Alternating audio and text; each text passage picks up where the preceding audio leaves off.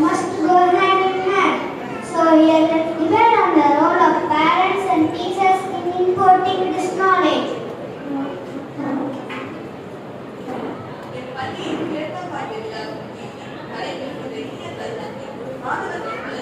உறுதுணையாக இருப்பது பெற்றோர்களா ஆசிரியர்களா என்ற தலைப்பின் கீழ் பள்ளியின் 2ஆம் ஆண்டு விழா நடைபெறும் இனிய தருணத்தில் மாணவர்களின் முன்னேற்றத்திற்கு உறுதுணையாக இருப்பது பெற்றோர்களா ஆசிரியர்களா என்ற தலைப்பின் கீழ் பேச வந்துள்ளார்கள். பெற்றோர்களே ஆசிரியர்களே இந்த தலைப்பின் கீழ் பேச வந்துள்ளார்கள். ரிஃபானா, ஆயிஷா ஃபாத்திமா, அமீரா, ஹம்சா ராணி, முகமது இர்ஃபான், முகமது ஷிபுல்லா, அர்ஷத், முகமது நசீர்.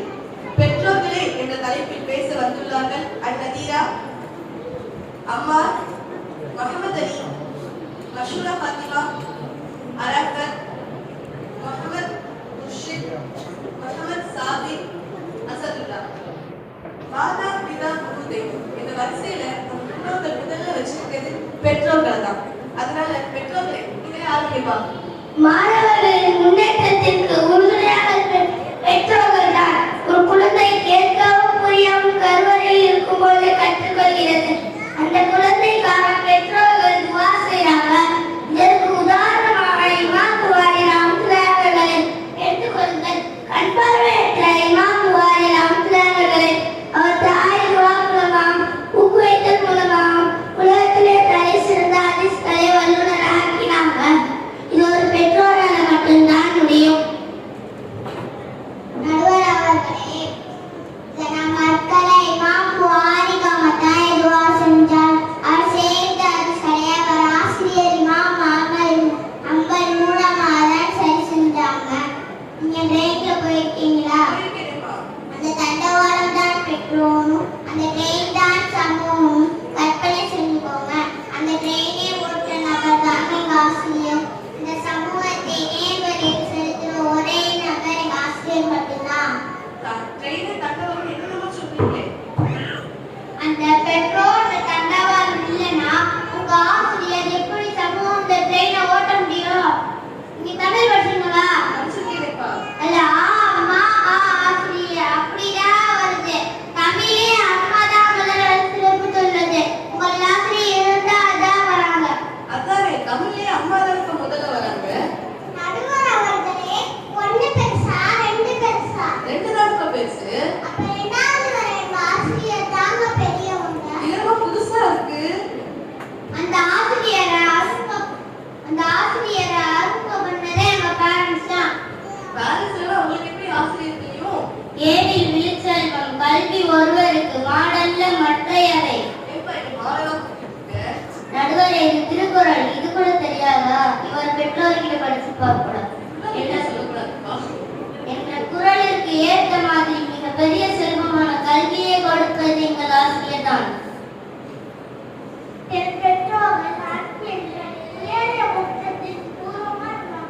ஆமாப்பா, நிஜமாவே பெற்றோர்கள் பெரிய உருவமா தான் இருக்காங்க.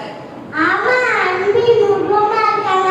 என்னதான் சொல்ல, அப்பா அம்மா மேல கோவத்துல என்ன அடிக்கிறாங்க, அம்மா அப்பா மேல கோவத்துல என்ன திட்டுறாங்க. உட்காந்து பூசல்ல நாங்க பண்ணாங்க. எங்க டீச்சர்ஸ் கிளாஸ்ல எங்க மொழியே எங்க மனதில் மாறிட்டாங்க தெரியுமா? அப்பா நிறைய வாங்கியிருக்கோம் போல. வீட்டுக்குள்ளேயே ரெண்டு கட்சியா? இல்லை, நீ கடவுளுக்காக தன்னுடைய நித்தியத்தை தொலைப்போர்கள் எங்கள் பெற்றோர்கள் தெரியுமா? ஆமாப்பா, நிறைய பெற்றோர்கள் உண்மையாவே தங்களுடைய கடமை தொலைச்சிட்டு தான் இருக்காங்க. ஆசிரியர்னாலே கதை தானே, சொல்லுங்க கேட்க.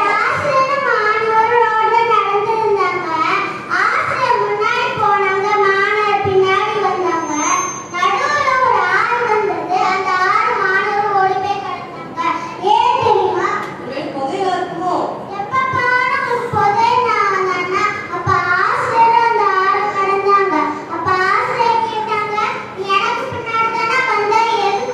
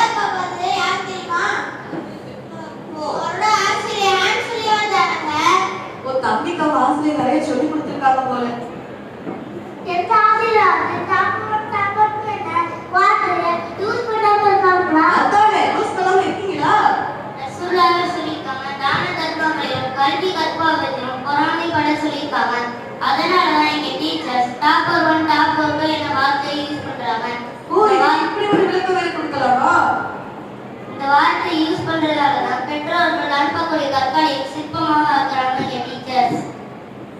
எல்லா கற்களையும் ஆசிரியர்களால் சிற்பமாக ஆக்க முடியாது. உங்களின் மொழியின் வலிமை தாங்காமல் சில கற்கள் உடைந்துவிடும். சிற்பமாகக்கூடிய கற்களை தான் எங்கள் பெற்றோர்கள் ஆசிரியர்களிடம் தருகிறார்கள்.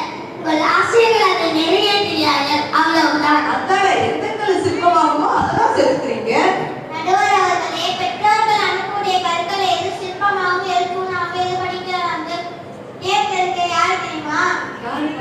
தேர்ந்தெடுத்த அடையாளப்படுத்துவது எங்க ஆசிரியர் தானே. உலகத்தே தற்பக்கம் வைத்த அறிவியல் விஞ்ஞானி அப்துல் கலாம். அதுக்கு சிவசுப்பிரமணியம் என்ற ஆசிரியர் இல்லைன்னா அந்த உலகத்திற்கே தெரிஞ்சிருக்க மாட்டாரே. தம்பிக்கு ஒரு சிவசுப்பிரமணியம் கிடைச்சிருப்பார் போலயே. என்னோட என்னன்னா அப்துல் கலாம் உலகத்துக்கு வந்திருக்கவே மாட்டாரு. ஐயோ, நான் அம்மா மூலமா வந்தாரு நினைச்சேன். நடுவர் அவர்களே, நான் இந்த உலகத்துக்கு வர காரணம் என்ன? என்னுடைய பெற்றோரா இருக்கலாம். ஆனா என்னிடமே இந்த உலகம் வந்த காரணம் என்னுடைய ஆசிரியர் தான். அப்ப உலகத்துல இருக்க எல்லாமே உங்ககிட்ட இருக்குமா? அதை நான் சொல்ல நடுவரே, அலெக்சாண்டர் தான் சொன்னாரு. இதோட உங்களுக்கு வேற என்ன உதாரணம் வேணும்? நகரத்தா இருக்கும் உதாரணம். இந்த உலகமே உங்ககிட்ட வந்ததுக்கான ஆசிரியர் இருக்கலாம். ஆனா பெற்றோருக்கு பணியிட செய்தா சொர்க்கமே கிடைக்கும் அப்படின்னு நபி ஸல்லல்லாஹு அலைஹி வஸல்லம் சொல்லியிருக்காங்க தெரியுமா? பெற்றோருக்கு பணியோட செஞ்சா மட்டும் போதுமா? சொர்க்கத்துக்கு ஈஸியா போயிடலாம் போலயே. ஸ்கூலுக்கு யாரும் வராதீங்க அப்படா. நடுவர் அவர்களே, எங்கள் ஆசிரியர்கள் அறியாமை என்ற நோய்க்கு மருந்து விட்டுவார்கள். எங்கள் ஆசிரியர்கள் தொடக்கக்கல்வி அக்காவும் அம்மாவுமா இருப்பாங்க. நடுநிலைக்கல்வி நண்பர்களாக இருப்பாங்க. உயர்நிலைக்கல்வி உறுதுணையாக இருப்பாங்க. மேல்நிலைக்கல்வி எங்களை மேம்படுத்தும் ஒரே ஜீவன் ஆசிரியர்கள் மட்டும்தான். ஆஹா, உயர்நிலை கல்வி, மேல்நிலை கல்வி, தொடக்க கல்வின்னு அடித்துறையில வசனமா பேசுறீங்களே. எனக்கு வரக்கூடிய எல்லா நோய்க்கும் எங்க அப்பா அம்மா மருந்து கொடுப்பாங்க தெரியுமா? அப்ப டாக்டர் எதுக்கு இருக்காரு? ஹாஸ்பிட்டல்ல எனக்கு முடியலவா? நடுவர் அவர்களே, எங்கள் உள்ளிருக்கும் திறமைகளை கண்டறிந்து திறக்கும் சாவிகள் எங்கள் ஆசிரியர். நடுவர் அவர்களே, பள்ளிக்கூடத்துக்கே போகாத காமராஜர் ஐயாவுடைய திறமை எந்த ஆசிரியர் கொண்டு வந்தாங்க? யாருப்பா கொண்டு வந்தீங்க? நடுவர் அவர்களே, அறப்பணி என்றால் நம் சிந்தனைக்கு வருவது ஆசிரியர் பணிதான். இந்த பணி இல்லைன்னா அறம் என்னைக்கோ அழிஞ்சிடும். ஆசிரியர் பணி அறப்பணிதான். ஒரு நாள் 8 மணிலேருந்து ஆசிரியர் இருக்காங்க. மீதி உள்ள 12 மணி நேரம் பெற்றோர் தானே பார்த்துக்கோங்க. அதானப்பா. 14 மணி நேரமும் என்ன கோட்டையா கட்டுறீங்க? உண்பதும் குடிப்பதும் உறங்குவதும் தானே அந்த நேரத்தில் செய்றீங்க. அந்த நேரத்தில் உடலில் சரியில்லைனா கோயிலுக்கு மருத்துவம் பார்த்து எங்க எல்லாத்தையும் பார்த்துக்கிறதுக்கு கோட்டை கட்டு சிறந்தது. அம்மா மடியின் முதல் வருஷம் அப்படின்னு சொல்லியிருக்காங்க. தாய் மடியின் இறங்கி வர சொல்லுங்க. இறங்கி வர சொல்லுங்கப்பா. படிகள் பலவற்றை அறியலாம். அப்போதான் அறப்பணிக்கும் மறைப்பணிக்கும் உள்ள சொற்களின் வித்தியாசம் தெரியும். என் தங்கச்சி சொன்ன மாதிரி ஆசிரியர் பணி அறப்பணி, அதற்கே ஒன்னே அறப்பணி. எல்லாரும் உங்க கருத்தை சொல்லிட்டீங்க. நான் என் கருத்தை சொல்லட்டுமா? அன்னைக்கும் இன்னைக்கும் என்னைக்கும் ஆசிரியர் தான் பெஸ்ட்னு சொல்லுங்க. அது எப்படிப்பா முடியும்? இங்க இருந்து முடிச்சுட்டு வீட்டுக்கு தானே போறோம். சோறு முக்கியமா? அதனால